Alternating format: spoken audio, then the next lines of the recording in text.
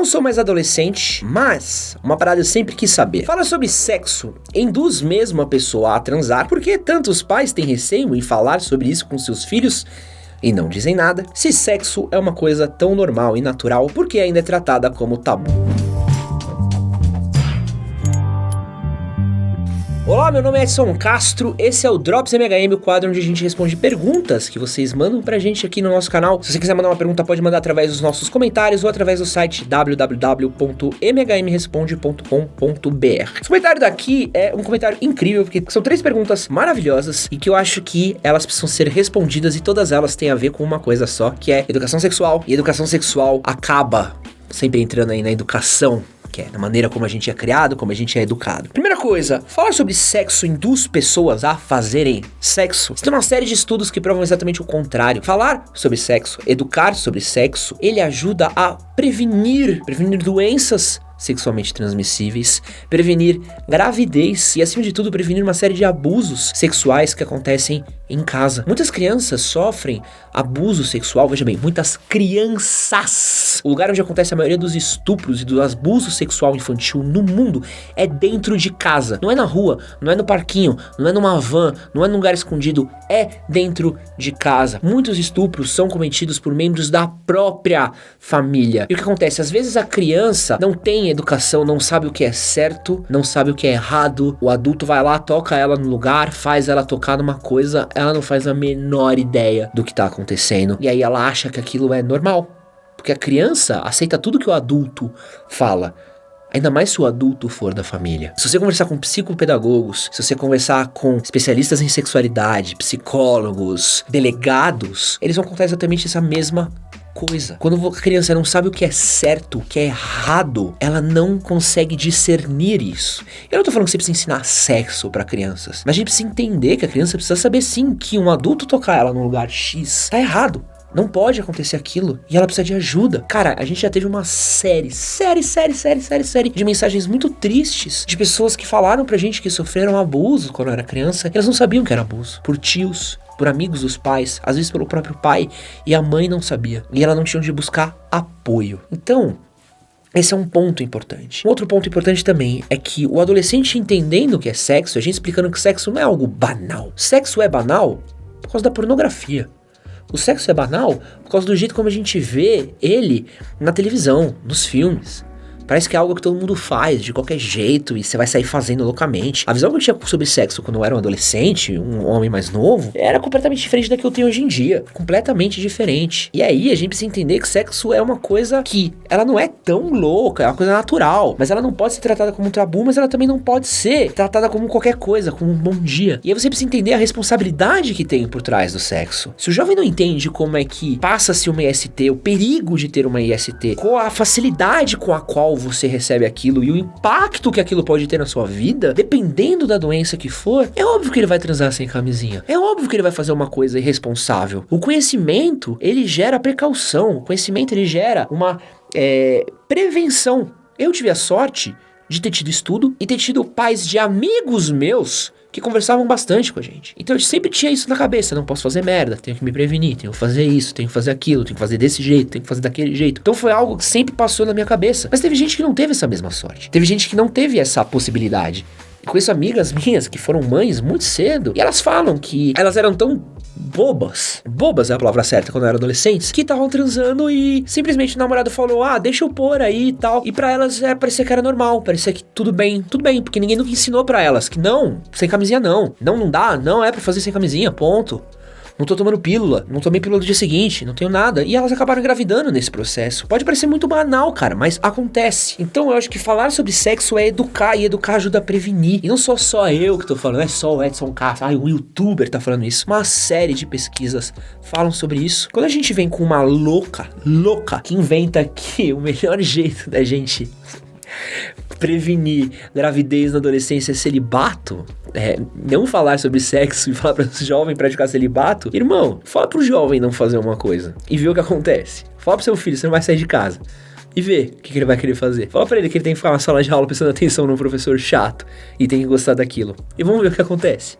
É óbvio que ele vai fazer o contrário, vai fazer de qualquer jeito. Quando você educa, você ensina os riscos. É simples, cara. É muito simples. É uma coisa que eu levo muito pra vida, assim, que você precisa ter medo de certas coisas. E ter medo não é você deixar de fazer elas, mas é você ter respeito por elas. É você entender os danos e os riscos daquilo. Você vai fazer sexo, você tem que ter respeito por aquela atitude. Você tem que entender, tipo, sexo é gostoso, sexo é legal, é divertido pra caramba, gosto, quero, mas eu preciso ter respeito por essa atitude, eu preciso saber fazer isso. E aí, por que tem essa coisa do tabu? Porque o pai não quer falar? Porque a gente trata com tanta loucura. Existe um moralismo muito grande em fazer sexo. Existe uma coisa que ela é uma herança nossa, judaico-cristã, assim, é uma coisa muito forte, também é muito forte no Oriente também, é uma coisa que existe esse moralismo, como se fazer sexo fosse algo errado. E esse moralismo, ele impede a gente de entender muito da gente mesmo e dos nossos gostos.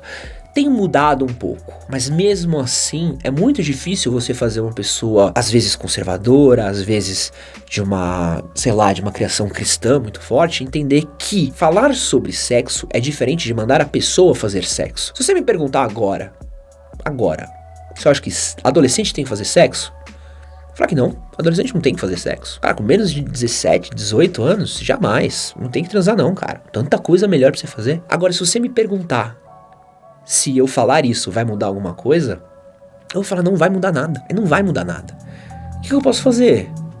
Vamos deixar um bando de adolescente fazendo sexo sem saber que, porra, tem que usar camisinha? Ou, porra, tem que entender o que é consentimento? Tem que entender o que é estupro?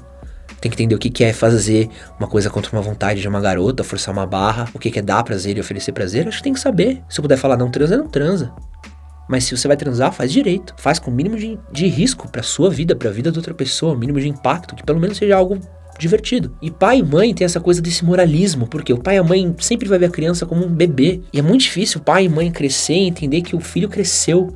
Que o filho tem desejo, que o filho tem vontade, que o filho é adulto, que o filho é um ser à parte. A gente infantiliza demais nossos adolescentes algumas vezes. A gente não entende o que tá acontecendo e a gente finge que não entende. Acho isso muito louco. Tem uma amiga minha, uma grande amiga minha que foi mãe, e a gente teve um papo outro dia e ela falou, pô, adolescente hoje em dia, né, mó putaria, mó loucura, tudo usa droga, bebe, transa. Nossa época não era assim. E eu olhei pra ela e falei, mano, nossa época era exatamente assim, velho. Eu fui adolescente em 2001, 2002, 2003, 2004. Tinha amigo que usava droga, tinha amigo que enchia a cara, tinha amigo que transava, tinha amigo que era envolvido no crime. E, cara, e é isso aí, velho. E era isso daí, sempre foi. Anos 60, 70, 80. Você acha que não tinha? Tinha. Mas hoje em dia tá mais banal. Essa é uma discussão que é eterna. Eterna. Os pais dos anos 50 não gostavam dos filhos dos anos 40. Os pais dos anos 60 não gostavam dos filhos dos anos 60. 70 não gostavam dos 60. 80 não gostavam dos 70. 90 não gostavam dos 80. 2000 não gostavam dos... Isso é eterno, cara. Esse é o conflito de geração. É algo normal. Quando o pai não fala com o filho, às vezes tem esse desconforto. É um desconforto. O pai torce para que a escola eduque, às vezes não educa. Às vezes falta, essa liberdade, essa conexão com o pai e filho. Às vezes o pai se configura como uma figura de autoridade tão grande, a mãe se configura como uma figura de autoridade tão grande, que às vezes quando ela precisa ter um papo, que é um papo que precisa ser um pouquinho mais leve, precisa ser um pouquinho mais relaxado, não consegue. Sabe tudo que meu pai falou para mim sobre sexo quando eu era mais novo? Meu pai às vezes entrava no quarto e dava um berro. Se tu não estiver usando camisinha, eu vou te matar. É isso. Foi o máximo de conversa que eu tive com meu pai sobre sexo. E meu pai é um cara muito inteligente. Meu pai é um cara que consegue conversar sobre quase todos os assuntos. Um cara muito, muito versátil. E era tudo que ele falou sobre sexo comigo. E aí, essa coisa do pai, que precisa entender essa responsabilidade dele. O pai precisa entender que ele também precisa ser um porto seguro pro filho dele. Ele não pode ser uma fortaleza. Ele tem que ser uma fortaleza no sentido de cuidar, de provir, mas ele também tem que ser um lugar seguro por dentro também. Ele tem que ser um lugar onde o filho possa se sentir confortável para poder conversar, para poder falar. Eu lembro que quando eu era mais novo, tinha uns 19 anos, eu tive um cortezinho no meu pênis, numa lateral, uma coisinha besta assim, mas que sangrou muito. Eu tava com uma garota e eu não sabia como lidar, foi uma situação super bosta. Eu não conseguia falar com meu pai sobre aquilo, e eu escondia aquilo. E podia ser algo mais grave, mas eu não sentia liberdade de falar a respeito. Olha que louco. O cara que devia ser a pessoa que eu mais podia confiar no mundo, a pessoa que eu mais podia contar, não podia contar com ele. Porque às vezes na educação que pais dão pra filhos, em vez deles serem a pessoa que vai tomar conta, eles acabam se tornando um inimigo no meio do processo também. É a pessoa que o filho ama, mas tem medo. É onde o filho não pode confiar. Da última parte da pergunta, acho que eu já acabei respondendo junto, né? Sobre se é uma coisa tão normal, porque ainda é tratada como tabu. Eu acho que tem essa coisa da glamorização do sexo. A gente glamoriza demais, a gente romantiza demais, a gente faz filmes como American Pie, que o primeiro é muito bom. O primeiro e o segundo, American Pie, eles são muito bons no que eles querem falar sobre sexo. Eles são bem pé no chão, assim. Aí quando vai entrando naquelas sequências loucas, Corrida dos Virgens, essas coisas muito loucas, eles vão virando uma coisa que é só putaria pela putaria, tipo Porques. E aí acaba se tornando, tem que transar, sexo, quando... Não, cara, sexo envolve uma pá de coisa, envolve consentimento, envolve, cara, excitação, e às vezes o ponto que você tá não é o mesmo que a garota, e às vezes você tá com muito tesão, a garota não tá com tesão, então você precisa parar um pouco, respirar, voltar um pouco na etapa. Sexo é o que? É penetração? Talvez não, talvez sim. Sexo termina quando uma parte goza, quando as duas partes gozam. Se uma parte não gozar, tudo bem terminar? Ela pode se sentir satisfeita ou não? Sexo se faz na cama ou se faz de pé? Sexo se faz dentro de casa ou fora de casa? Sexo se faz entre 1, 2, 3, 4, 5 pessoas? Qual que é a regra? Sexo se faz pela frente, por trás? Se faz com homem ou com mulher? Se faz com homem e com mulher? Se faz com os dois ao mesmo tempo? Com os três ao mesmo tempo? Então existe uma coisa que é muito mais complexa. Porque sexo não tem duração certa ou errada, pra começar, pra terminar. Sexo não tem jeito certo ou errado de fazer. Tem um jeito errado, que é sem consentimento. Mas não tem... A partir do momento que as duas pessoas estão afim, não tá machucando nenhuma das duas, o que é certo e o que é errado? Então, a gente precisa entender que a gente não pode banalizar. Banalizar a ponto de a gente se tornar um animal. Mas a gente não pode também botar o sexo num tabu tão grande, numa coisa tão louca, que chega uma hora que a gente não tem a menor ideia do que a gente tá fazendo. A gente tá fazendo mal, a gente tá torcendo pra tá fazendo melhor, quando no fim das contas a outra parte não tá se divertindo e nem a gente tá se divertindo também. Isso é uma coisa que sexo oferece pra gente como ser humano. É prazer. E só pra lembrar, use camisinha. E se você chegou até aqui, tem mais 2 vídeos pra você, um na minha esquerda, um na minha direita. Se você não é inscrito no canal, clica aqui pra se inscrever, é nóis. Valeu!